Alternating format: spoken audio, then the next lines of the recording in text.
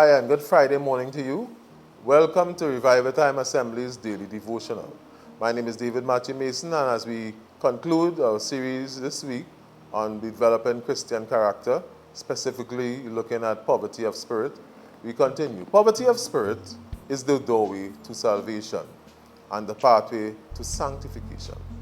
God looks for people with this spirit and uses them greatly for his kingdom. Reference 2 Corinthians chapter 16, verse 9.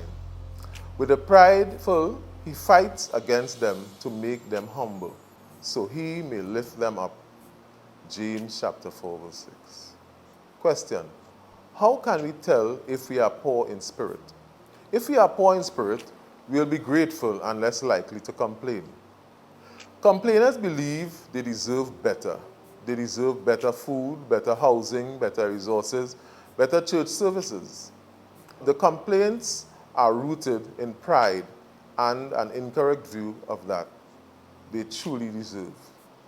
However, those who truly recognize their grave condition before the Lord are thankful, even for the little things.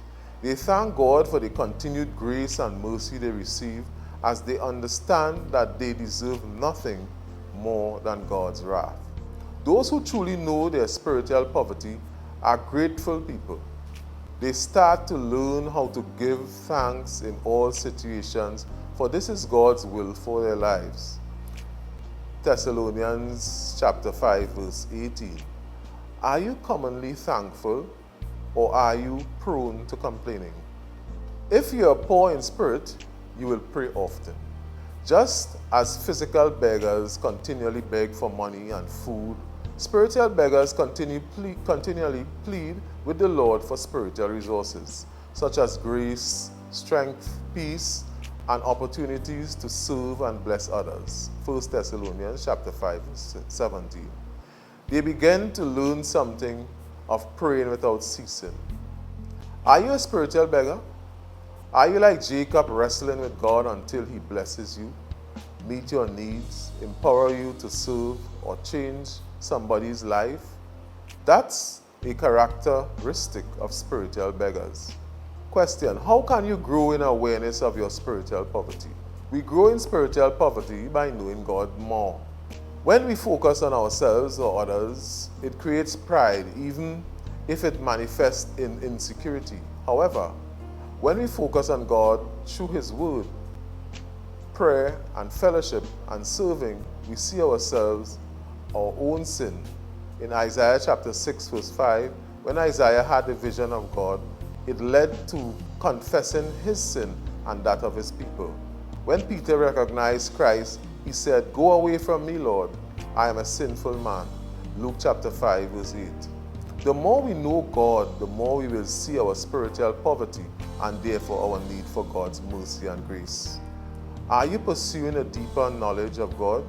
Psalms chapter 51, verse 10 says, "Create in me a clean heart, O God, and renew a right spirit within me." Like David, we must cry out for a humble spirit that pleases God. Many miss God's best because they have the spirit of this world, pride, instead of the spirit of heaven, a humble, broken spirit. Are you crying out for more of God's grace? What are some of the hindrances to spiritual poverty? How is God calling you to pursue growth in spiritual poverty? In conclusion, when Christ teaches the Beatitudes, he teaches the character traits of those in the kingdom. True believers possess these and yet aspire to grow in them. Have you experienced poverty of spirit? It is the doorway to heaven, for without it, we won't recognize our need for salvation. It is a pathway to spiritual maturity for those who are like children, are greatest in the kingdom. Those who recognize their total dependence upon God can be used greatly by him. Moreover, poverty of spirit is also the stairwell that leads to all the other attitudes. Poverty of spirit leads to mourning, to meekness, to hunger, and thirsting for righteousness, and so on. Are you poor in spirit? It is by this characteristic that we will ascend the stairwell to the rest of the Beatitudes.